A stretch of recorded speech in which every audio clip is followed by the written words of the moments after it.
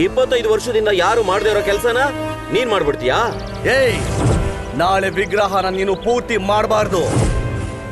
ನಿನಗೆ ಜೀವದ ಮೇಲೆ ಆಸೆ ಇದ್ರೆ ಆದಷ್ಟು ಬೇಗ ಈ ಊರ್ ಬಿಟ್ಟು ಹೋಗ್ತಾ ಇರೋ. ನನ್ನ ಪ್ರಾಣ ಹೋದ್ರೂ ಪರವಾಗಿಲ್ಲ, ನಾನು ವಿಗ್ರಹ ಮಾಡದೆ ಊರ್ ಬಿಟ್ಟು ಹೋಗಲ್ಲ ಕಣ್ರೋ.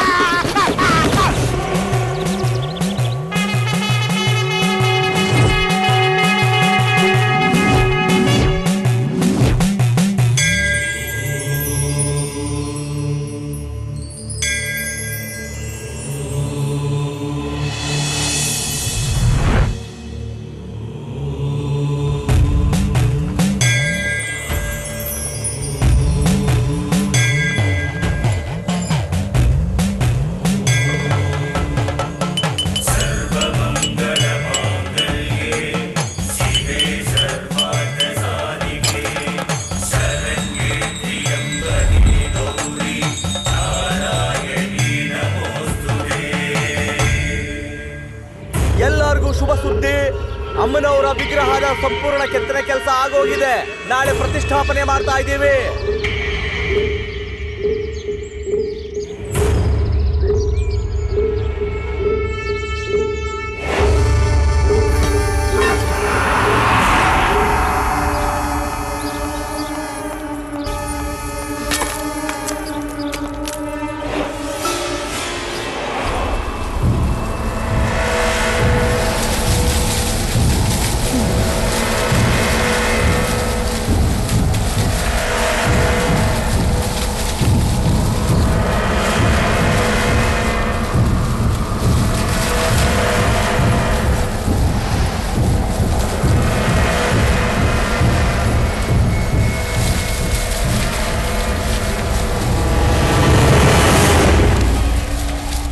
ಹೊಡೆದಾಕ್ಬಿಡಿ ಅಮ್ಮ. ಯಜಮಾನ್ರು ಮಾಡ್ಸಕ್ಕಾಗದೇ ಇರೋ ವಿಗ್ರಹನ ಬೇರೆ ಯಾರು ಮಾಡಬಾರ್ದು. ಬಿಡ್ಬೇಡಿ ಅಮ್ಮ, ಹೊಡೆದಾಕ್ಬಿಡಿ. ಈಗಲೇ ಹೋಗಿ ಆ ವಿಗ್ರಹನ ಹೊಡೆದಾಕ್ಬಿಡಿ ಅಮ್ಮ, ಬಿಡ್ಬೇಡಿ.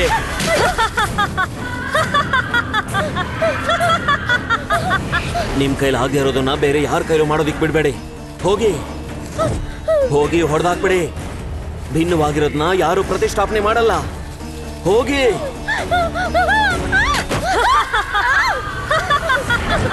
ನಮ್ಮ ಯಜಮಾನ್ರು ಮಾಡ್ದಿರೋ ಕೆಲಸನ ಬೇರೆ ಯಾರು ಮಾಡಬಾರ್ದು. ಹೊಡೆದಾಕಮ್ಮ, ಹೊಡೆದಾಕಿ. ಹೋಗಿ ಅತ್ತೆ, ನಿಮ್ಗೆ ಪಾಪ ಮಾಡೋ ಅಭ್ಯಾಸ ಇದೆ ಅಲ್ವಾ? ಹೋಗಿ, ಈ ಪಾಪನ ಮಾಡ್ಬಿಡಿ. ಹೋಗಿ ಹೋಗಿ. ಏನು ಮಾಡ್ಬೇಡ ನಂಗೆ ಮಾಸನಿ. ಮಾಸನಿ ನಂಗೆ ಏನು ಮಾಡ್ಬೇಡ, ಸಾಯಿಸ್ಬೇಡ ಮಾಸನಿ. ಬೇಡ, ಹತ್ರ ಬರ್ಬೇಡ. ನನ್ನ ಕುಟುಂಬದ ಗೌರವಕ್ಕೋಸ್ಕರ ಇವನಿಗೆ ನಾನು ವಿಷ ಕೊಟ್ಟು ಸಾಯಿಸಿದೆ. ಅಂದ್ರೆ ಚಿಕ್ಕ ಯಜಮಾನ್ರಿಗೆ ವಿಷ ಕೊಟ್ಟು ಸಾಯಿಸಿದ್ದ? ಬೇಡ, ನನಗೇನು ಮಾಡ್ಬೇಡ. ಬೇಡ, ನೀನೇನು ಮಾಡಿಲ್ಲ ಅಂತ ನಾನು ಎಲ್ಲರ ಹತ್ರ ಒಪ್ಕೋತೀನಿ. ನೀನ್ ಮಾನಿಗೆಟ್ಟವಳಲ್ಲ ಅಂತ ನಾನು ಎಲ್ಲರ ಹತ್ರ ಹೇಳ್ತೀನಿ. ನನ್ನ ಬಿಟ್ಬಿಡು. ಅಂದ್ರೆ ಮಾಸ ನೀವ್ ಒಳ್ಳೆ ಏನು ಮಾಡ್ಬೇಡ.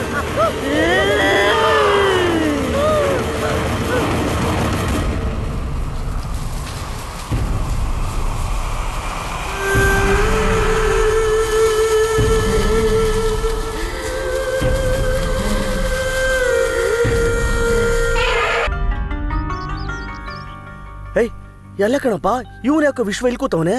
ನೋಡು ವಿಶ್ವ, ನೀನ್ ಇಲ್ಲಿ ಇರ್ಬಾರ್ದಪ್ಪ. ಜಾತ್ರೆ ಮುಗಿದ್ಮೇಲೆ ನಿನ್ನ ಎಷ್ಟೊಂದು ಹುಡ್ಕದ್ವಪ್ಪ. ಯಾಕೆ ನಾನಿಲ್ಲಿ ಇರಬಾರ್ದ? ಇಲ್ಲೆಲ್ಲ ಅನಾಥರು, ಊರಿಂದ ಬಹಿಷ್ಕಾರ ಹಾಕಿಸ್ಕೊಡಿರುವಂತ ಜನ ಅಂತವ್ರಿರುವಂತ ಜಾಗ ಕಣಪ್ಪ ಇದು. ನೀನಂತೂ ನಾವು ಪೂಜೆ ಮಾಡುವಂತ ವಿಗ್ರಹ ಕೆತ್ಕೊಂಡಿದ್ಯಾ. ನೀನ್ ಇಲ್ಲೆಲ್ಲ ಇರಬಾರ್ದಪ್ಪ. ಬಾರಪ್ಪ. ಈ ಹುಡುಗ ಯಾರು ಗೊತ್ತಾ? ನಿಮ್ ನೆನಪುಗಳೆಲ್ಲಾನು 25 ವರ್ಷಗಳ ಹಿಂದಕ್ಕೆ ತಗೊಂಡು ಹೋಗಿ ನೋಡಿ. ಅವತ್ತು ಜೋರ್ ಮಳೆ, ಇಲ್ಲೊಬ್ಬ ತಾಯಿ ಹೆರಿಗೆ ನೋವಲ್ಲಿ ಒದ್ದಾಡ್ತಾ ಇದ್ಲು. ಅವತ್ತು ಇದೇ ಶಿಲ್ಪಿ ನಿಮ್ ಮನೆ ಕದ ತಟ್ಟಿ ದಯವಿಟ್ಟು ಯಾರಾದ್ರೂ ಬಂದು ಸಹಾಯ ಮಾಡಿ ಅಂತ ಬೇಡ್ಕೊಂಡೆ. ಆಗ ನೀವೆಲ್ಲ ಅವಳಿಗೆ ಈ ಊರಲ್ಲಿ ಬಹಿಷ್ಕಾರ ಹಾಕಿದೀವಿ, ಅವಳಿಗೆಂತ ಸಹಾಯ ಅಂತ ಯಾರು ಬರಲಿಲ್ಲ. ಅವತ್ತು ಆ ತಾಯಿಗೆ ಈ ಮಂಟಪದಲ್ಲಿ ಹುಟ್ಟಿದ ಮಗುವೆ ಈ ವಿಶ್ವ. ಅವತ್ತು ಹೆರಿಗೆ ಆದ್ಮೇಲೆ ಪ್ರಾಣ ಕಳ್ಕೊಂಡ ತಾಯಿ ಮಾಸಾನಿ. ನಿಜ ಏನು ಅಂತ ತಿಳ್ಕೊಳ್ದೆ ನಮ್ಮ ತಾಯಿಗೆ ಎಲ್ಲಾರು ಸೇರಿ ಬಹಿಷ್ಕಾರ ಹಾಕಿದ್ರಿ. ಈಗ ನಾನು ಅವಳು ಹೆತ್ ಮಗ ಅಂತ ಗೊತ್ತಾಯ್ತಲ್ಲ, ನನಗೂ ಬಹಿಷ್ಕಾರ ಹಾಕ್ತೀರಾ? ಆಹಾ, ನಿನಗ್ ಬಹಿಷ್ಕಾರ ಹಾಕ್ಬೋದಪ್ಪ. ಆದ್ರೆ ಇವತ್ತು ನೀನ್ ಕೆತ್ಕೊಟ್ಟಿರೋ ವಿಗ್ರಹನೇ ದೇವರು ಅಂತ ಪೂಜೆ ಮಾಡ್ತಿದ್ದಾರೆ. ಅದನ್ನ ಇವನ್ ಕೆತ್ಕೊಟ್ಟಿದ್ದಾನೆ ಅಂತ ಆ ದೇವ್ರಿಗೆ ಬಹಿಷ್ಕಾರ ಹಾಕ್ಬಿಡ್ತೀರಾ? ವಿಗ್ರಹ ಪ್ರತಿಷ್ಠಾಪನೆ ಆಗದೆ ನಾವು ಪಟ್ಟಿರೋ ಕಷ್ಟ ಎಲ್ಲ ನಿಮ್ಗೆ ಗೊತ್ತು ಸ್ವಾಮಿ. ಇಷ್ಟು ವರ್ಷಕ್ಕೆ ಇವತ್ತ ನಮ್ಮ ಊರು ಸಂತೋಷವಾಗಿರೋದು. ವಿಶ್ವ, ಈ ಊರಿಗೆ ನಿನ್ನನ್ನ ಯಾಕೆ ಕಳಿಸಿದ್ನೋ ಆ ಕೆಲಸ ಮುಗೀತು. ಬಾ ಹೋಗೋಣ. ದೇವಸ್ಥಾನದಲ್ಲಿ ನೀನ್ ಕೆತ್ತಿರೋ ವಿಗ್ರಹನ ನಾನು ನೋಡ್ದೆ. ದೇವಿ ವಿಗ್ರಹ ಕೆತ್ತು ಅಂತ ಹೇಳಿದ್ರೆ ನಿಮ್ ತಾಯಿ ವಿಗ್ರಹನೇ ಕೆತ್ತಿದೆಯಲ್ಲಪ್ಪ. ಅವನ್ನ ಎಲ್ಲಿ ಕರ್ಕೊಂಡು ಹೋಗ್ತಾ ಇದ್ದೀರಾ? ಅವನು ನಮ್ ಜೊತೆನೇ ಇರ್ಬೇಕು. ಯಾವ ಆಧಾರದಲ್ಲಿ ಹೇಳ್ತಾ ಇದ್ದೀರಾ? ಅವನ ದೇಹದಲ್ಲಿ ನನ್ನ ತಮ್ಮನ ರಕ್ತ ಹರಿತಾ ಇದೆ. ಇಲ್ರಪ್ಪ, ಈ ಊರಲ್ಲಿ ನೀವು ಜಾತಿ ಮತ ಅನ್ನೋ ಗೋಡೆಗಳು ಕಟ್ಟಿದ್ದೀರಾ. ಇವನು ಮಾಸ ನಿಮ್ ಮಗ ಆಗಿರೋದ್ರಿಂದ ನೀವೆಲ್ಲ ಇವನನ್ನ ಆ ಗೋಡೆಯಿಂದ ಆ ಕಡೆ ಇಡ್ತಿರೋ ಹೊರತು ನೀವು ಅವನನ್ನ ಜೊತೆಲಿಟ್ಕೊಳ್ಳಲ್ಲ. ಹಾಗೆಲ್ಲ ಇಲ್ಲ. ಯಾವತ್ತು ಅವನ್ ಕೆತ್ತಿರೋ ವಿಗ್ರಹನ ದೇವಸ್ಥಾನದಲ್ಲಿಟ್ಟು ಕೈ ಎತ್ತಿ ನಮಸ್ಕಾರ ಮಾಡ್ತಿದೀವೋ ಅವತ್ತೇ ಈ ಮನ್ಸಲ್ಲಿರೋ ಜಾತಿ ಭೇದ ಹೊರಟೋಯ್ತು.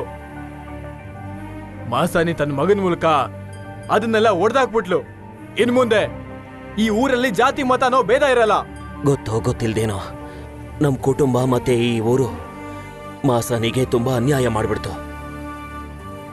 ಅದಕ್ಕೆ ನಮ್ಗೆ ಪ್ರಾಯಶ್ಚಿತ ಆಗ್ಲೇಬೇಕಲ್ವಾ? ವಿಶ್ವ ಬರೀ ವಿಗ್ರಹದ ಕಣ್ಣು ಮಾತ್ರ ಅಲ್ಲ, ಇಡೀ ಊರವ್ರ ಕಣ್ಣನ್ನೇ ತೆರೆಸ್ಬಿಟ್ಟ. ಇನ್ನು ನನ್ನ ಮಾತಲ್ಲಿ ನಂಬಿಕೆ ಇಲ್ಲ ಅಲ್ಲ? ನನ್ನ ಮಗಳನ್ನ ಇವನು ಕೊಟ್ಟು ನಾನು ಅಳಿಯನ್ ಮಾಡ್ಕೋತೀನಿ. ಈಗೇನ್ ಹೇಳ್ತೀಯಪ್ಪ? ನನ್ಗೆ ಯಾರು ಬಂಧು ಬಳಗ ಇಲ್ಲ ಅಂತ ಹೇಳ್ತಿದ್ಯಲ್ಲ, ಇವಾಗ ನಿನ್ಗೆ ಎಲ್ಲಾ ಬಂಧು ಬಳಗ ಸಿಕ್ಕಿದ್ದಾರೆ ನೋಡು, ಅವ್ರ ಜೊತೆ ಹೋಗಪ್ಪ. ನೀವು ನಮ್ ಜೊತೆನೇ ಇರ್ಬೇಕು. ಅಂತೂ ಇಂತೂ ದೇವಿ ವಿಗ್ರಹದಿಂದ ನೀನು ಈ ಊರಿಗೆ ಬರೋ ಹಂಗಾಯ್ತು. ತುಂಬಾ ಸಂತೋಷ ಆಗ್ತಿದೆ.